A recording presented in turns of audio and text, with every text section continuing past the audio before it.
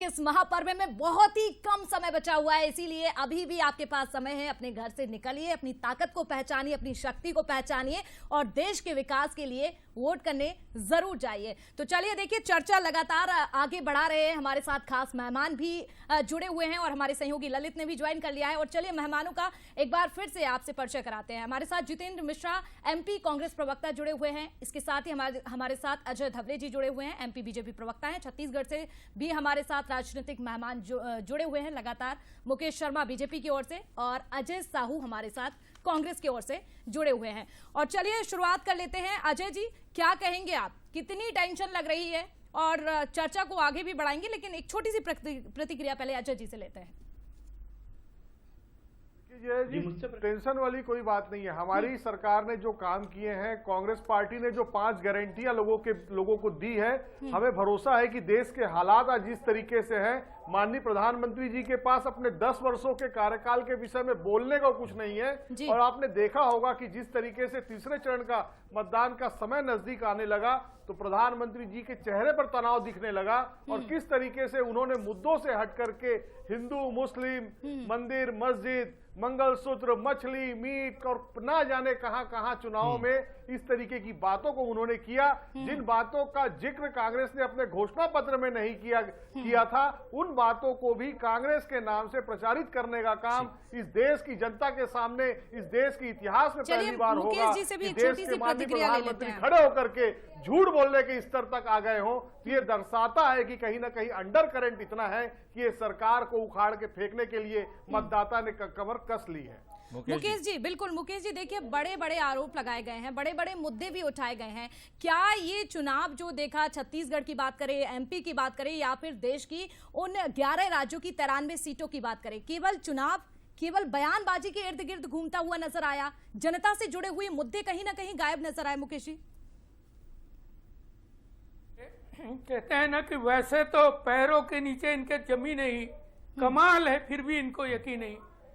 पूरे देश के अंदर में आप देखेंगे मोदी जी की गारंटी, मोदी जी के 10 साल के काम, और मैं तो छाती ठोक के कहता हूं इन 10 सालों में एक भी आरोप बड़े किसी घोटाले का नहीं लगा। जहां इसके पहले कांग्रेस की सरकार होती थी, घोटाले के ऊपर जमीन से लेकर आसमान तक घोटाले ही घोटाले। तो कहीं ना कहीं कांग्रेस पार्टी के अंदर में भगदड़ की स्थिति है। स्वयं कांग्रेस के ऊपर विश्वास नहीं कर रहे हैं। जनता कैसे करेगी? छोड़ के जा रहे हैं। इनके पूर्व मुख्यमंत्री छोड़ देते हैं, प्रवक्ता छोड़ देते हैं। अभी भी आज तक भी छत्तीसगढ़, लेकिन बीजेपी पर ही आरोप है कि बीजेपी की रणनीति ने, बीजेपी के दफ्तर में ये रणनीति बनती है। चलिए चर्चा लगातार करते रहेंगे। ललित के पास कुछ खबर आ रही है। बिल्कुल, चर्चा हम करते रहेंगे, लेकिन फिलहाल मध्य प्रदेश में ज्यादा से ज्यादा वोटिंग हो, इसके लिए तमाम प्रकार की कोशिशें की गई है, जो कि लगातार हम बताते रहे प्रशासन की तरफ से भी और साथ ही साथ जो पार्टियां उनकी तरफ से भी कोशिशें की जाती रही हैं। राजधानी भोपाल में तेज गर्मी के बीच भी मतदाता अपने मताधिकार का प्रयोग करने के लिए पहुंचे। महिलाएं भी जागरूक नजर आई हैं। न सिर्फ मोदी फैक्टर बल्कि विकास को देखते हुए भी वोट डालने के लिए पहुंची और जायजा लिया हमारे सहयोगी प्रशंसा ने। तो मध्य प्रदेश की 9 बीजेपी के हमारे मेहमान उनकी तरफ हम चलेंगे। छत्तीसगढ़ से हमारी बातचीत हो चुकी है। अजय धवले जी, आपके पास आना चाहूंगा। साइलेंट वोटर जिनके बारे में लगातार कहा जाता है, हर मतदान से पहले उनकी तरफ दोनों ही पार्टियों की नजर होती है, किसकी तरफ जाते हुए दिखाई देते हैं तो मतदान करते वक्त पता नहीं चलता, क्योंकि जब नतीजे आते तब पता चलता है कि ये साइलेंट वोटर किसकी तरफ गए। लेकिन थोड़ा डर है आपको साइलेंट वोटरों को लेकर, या कोई योजना है उनको लेकर? देखिए ललित जी, अगर आपने 10 वर्षों में विकास और विकास ही किया है, इस देश को उसका जो गौरव छूट गया था वो लौटाने का काम किया है। आपके प्रधानमंत्री जी ने भारत का मान विश्व पटल पर बढ़ाया है, तो निश्चित तौर पे आपको ये जो साइलेंट वोटर जिसे आप कहते हैं, हम लोग इसे दूसरी भाषा में, पॉलिटिकल भाषा में इसे फेंस सिटर कहा जाता है, वो राह देखते रखता है कि विपक्ष अच्छा मुद्दा उठाएगा और फिर वो उस मुद्दे के साथ में जाएगा। लेकिन आप देखेंगे हमारे विपक्ष ने क्या राजनीतिक मुद्दे उठाए हैं। विपक्ष का मैनिफेस्टो एक ऐसी बात होती है जो वास्तव में जो पक्ष सत्ताधारी दल होता है उससे भी ज्यादा देखे जाने वाली चीज होती है कि वो क्या वादे कर रहा है जिसके ऊपर उसकी सरकार आएगी। 2014 में हमने मैनिफेस्टो, हमारा जो संकल्प पत्र था 2014 का आप उठा के देख लीजिए, 2019 का उठाकर देख लीजिए, अधिकतर बातें भारतीय जनता पार्टी ने पूरी कर दी है। हमारे इंसेप्शन के समय से जो हमारे संकल्प थे वो पूरे हो चुके हैं। कांग्रेस बार बार अपने मैनिफेस्टोस को बदलती रहती है। इस बार का ही मैनिफेस्टो में जितेंद्र जी कह रहे थे, या हमारे कांग्रेस के छत्तीसगढ़ के प्रवक्ता मित्र कह रहे थे कि हमारे मैनिफेस्टो में जो बातें लिखी नहीं उनको कहा जा रहा है। अरे आपके मैनिफेस्टो में nation wide socio economic cast की सर्वे की बात की है, मेरे हाथ में ये प्रिंट आउट है, इसमें क्लियरली आपने कहा है कि हम लोग nationwide caste and economic and financial survey करेंगे। जब प्रधानमंत्री जी ये बात मध्य प्रदेश की जनता, देश की जनता को बताने की प्रयास कर रहे हैं, तब आप कह रहे हैं कि प्रधानमंत्री जी झूठ बोल रहे हैं। आपने आपके मैनिफेस्टो में कहा है कि माइनॉरिटीज के पर्सनल लॉस को हम प्रोटेक्ट करेंगे। ये आपका मैनिफेस्टो है, मेरे हाथ में इसका प्रिंट आउट है। अगर ये देश की जनता को हम बता रहे हैं तो निश्चित तौर पर हम जागरूकता फैला रहे हैं कि देखिए, विपक्ष अगर सत्ता में आने के लिए मुस्लिम के चाहने के लिए तुष्टिकरण की राजनीति में इस प्रकार से उतर गया है कि वो कह रहा है कि धर्म के नाम पे भी हम लोग आरक्षण दे देंगे। आज आप हम डिबेट कर रहे हैं, ललित जी, लालू यादव जी ने मीडिया को बाइट दिया है कि ठीक है,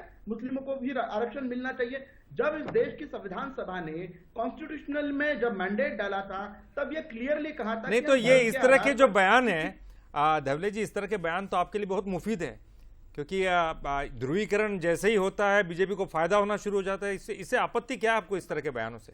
ललित जी, बार बार भारतीय जनता पार्टी पर सेक्युलर होने का या धर्म की राजनीति करने का आरोप लगते रहे, लेकिन आप देखेंगे इस देश में जब भारतीय जनता पार्टी के 2 सांसद हुआ करते थे, तब भी भव्य दिव्य राम मंदिर का सपना भारतीय जनता पार्टी के मैनिफेस्टो में होता था। जितेंद्र जी भी इंतजार कर रहे हैं, उनसे भी जवाब ले लेते हैं। बिल्कुल जितेंद्र जी, आप करूंगी, आपने अच्छे से सुना है अभी अजय धवले जी को, क्या कहेंगे आप? पूरे सबूत के साथ, पूरे इंतजाम के साथ बैठे हुए हैं।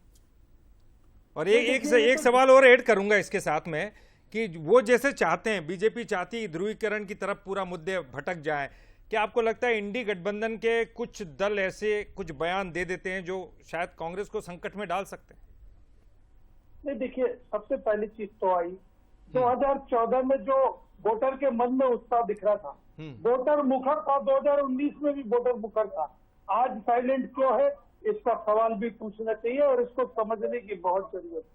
जब वोटर साइलेंट होता है, सत्ता के खिलाफ जा रहा होता है। ये बात आज मैं नहीं कह रहा हूँ, ये बरसों से लोग कहते आए। दूसरी चीज, आप ये बताइए कि कर्नाटक में आरक्षण धर्म के आधार पर देने का झूठ प्रधानमंत्री बोलते हैं। 1995 में देवगौड़ा ने इसको लागू किया था। आप 2006 में उनके साथ सरकार बना के बैठे थे।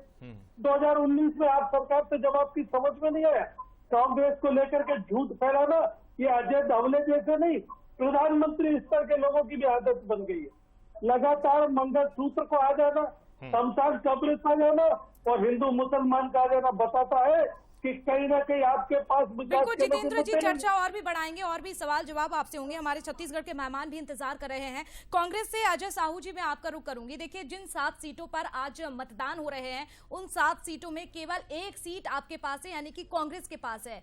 कितनी चुनौती नजर आ रही है और कितना जनता पर भरोसा? जनता पर निश्चित तौर पर पूरा भरोसा है, क्योंकि जनता देख रही है कि किस तरीके से छत्तीसगढ़ के लोगों के साथ केंद्र की भारतीय जनता पार्टी की जो सरकार है वो किस तरीके से सौतेला व्यवहार कर रही है। जिस तरीके से रेलवे की जो ट्रेनें हैं उनको लगातार रद्द किया जा रहा है, लाखों लोग रोज त्राही त्राही कर रहे हैं, लेकिन उसी पटरियों पर अडानी की जो रेल है वो कोयला ढोने के लिए सरपट दौड़ रही है। इसके खिलाफ आज मतदान होगा। जो 2 करोड़ नौकरियां देने की बात माननीय प्रधानमंत्री जी किया करते थे, उसके खिलाफ युवा मतदान करेगा, क्योंकि युवाओं को भरोसा है कांग्रेस की न्याय गारंटी पर। महिलाएं कांग्रेस पार्टी के घोषणा पत्र पर विश्वास करके यहाँ पर छत्तीसगढ़ में कांग्रेस के पक्ष में मतदान करेंगी और आप देखिएगा तीसरे चरण के सभी सीटों पर कांग्रेस के प्रत्याशी। अजय जी, आपने बहुत अच्छे मुद्दे उठाए हैं, लेकिन एक छोटा सा सवाल आपसे मैं ऐड करूंगी। यहाँ पर जो मुद्दे उठाए हैं, ये मुद्दे कार्यकर्ता जनता तक पहुंचाती है घर घर, ताकि अपने घर से निकले वोट डालें। लेकिन इस बार छत्तीसगढ़ में तस्वीरें तो पूरी बदल गई। आपके तमाम कार्यकर्ताओं ने बीजेपी को ज्वाइन कर लिया। ऐसे में प्रचार प्रसार तो नजर ही नहीं आया, बहुत ही कम नजर आया। भारतीय जनता पार्टी 400 पार का दम भर रही है, लेकिन भारतीय जनता पार्टी को ऐसी क्या आवश्यकता पड़ गई कि उनके कार्यकर्ता कम पड़ गए, या अपने कार्यकर्ताओं पर उन्हें विश्वास नहीं रहा कि वो दूसरे दल के नेताओं को, कार्यकर्ताओं को खरीद करके, डरा करके, धमका करके अपने दल में शामिल करने का काम कर रही है। और एक अखबार की रिपोर्ट के मुताबिक भारतीय जनता पार्टी ने 24,000 कांग्रेस के कार्यकर्ताओं का प्रवेश दिलाया। ऐसा भारतीय जनता पार्टी की जो पीआर टीम है, जो जनसंपर्क विभाग है, उसने अखबारों में छपवाया। तो क्या भारतीय जनता पार्टी जो अपने आप को विश्व की सबसे बड़ी राजनीतिक पार्टी कहती है, क्या उसके पास कार्यकर्ताओं मुकेश जी एक बड़ा मैटर इस वक्त हुआ, राधिका खेड़ा का बहुत बड़ा बवाल हुआ। ये कहा गया कि बीजेपी की तरफ से जो है षड्यंत्र किया गया, कांग्रेस लगातार आरोप लगाती रही। आज देखा कि वो बीजेपी में ज्वाइन हो गई है। आपको लगता है इसका फायदा मिलेगा बीजेपी को? तक ले जाने का काम किया है और निश्चित तौर पर हमारी जीत कांग्रेस पार्टी के कार्यकर्ताओं की बदौलत हम कांग्रेस पार्टी। अजय जी अब आरोप लगाए हैं तो जवाब भी ले लेते हैं। मुकेश जी उसके साथ हम छत्तीसगढ़ की सभी चीजों को जीतेंगे। मुकेश जी आप सवाल समझ गए मेरा? जी हाँ बोलिए। जी मैं कह रहा हूं कि राधिका खेड़ा का एक बड़ा मामला प्रकाश में आया। लगातार ये आरोप लगाए कांग्रेस ने कि ये सब बीजेपी का षड्यंत्र था, उनकी स्क्रिप्ट पर काम किया गया। अब आज ये खबर आई कि राधिका खेड़ा ने बीजेपी ज्वाइन कर ली, तीसरे चरण में और ज्वाइन भी कर ली है। तो इससे आपको फायदा मिलेगा, आपको लग रहा है? क्योंकि जनता कुछ भी सोच सकती है, जनता तक जिस तरह की बात पहुंचती है वो वैसा जवाब देती है। देखिए हर चीज घाटा फायदा के लिए नहीं होता है। कहीं ना कहीं ये पूरे देश के अंदर में एक मात्र प्रदेश है जहां छत्तीसगढ़ महतारी कहते हैं हम लोग, छत्तीसगढ़ महतारी का जय कहते हैं हम लोग। ऐसे जगह में एक कांग्रेस पार्टी की केंद्र की माने राष्ट्रीय प्रवक्ता, उनके साथ ऐसा व्यवहार होता है, वो दुखी होती हैं, कार्यालय में रोती हैं। उसके बाद लगातार यहाँ के प्रदेश नेतृत्व से लेके केंद्र तक के इनके आला कमान तक का बात पहुंचता है और उनके साथ न्याय नहीं होता है। ये कहीं ना कहीं हम छत्तीसगढ़ को शर्मसार करता है।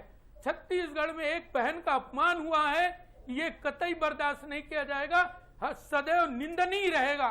दूसरी बात, भारतीय जनता पार्टी की रीति नीति नेता नियत से प्रभावित होकर यदि कोई आ रहा है तो उसको आप कैसे कहते हैं कि किसी भी एक आदमी को आप धमका के डरा के। चलिए ठीक है मुकेश जी, लेकिन आरोप बीजेपी पर ही लग रहे हैं कि बीजेपी ने ये रणनीति बनाई। बिल्कुल मुकेश जी, ये आरोप लेकिन बीजेपी पर ही लग रहे हैं कि बीजेपी ने ये रणनीति बनाई जिसके तहत ये पूरा काम किया गया। और राधिका खेड़ा ने इस समय पर, जिस दिन छत्तीसगढ़ में आखिरी चरण था चुनाव का, उसी दिन बीजेपी को ज्वाइन किया। तो सवाल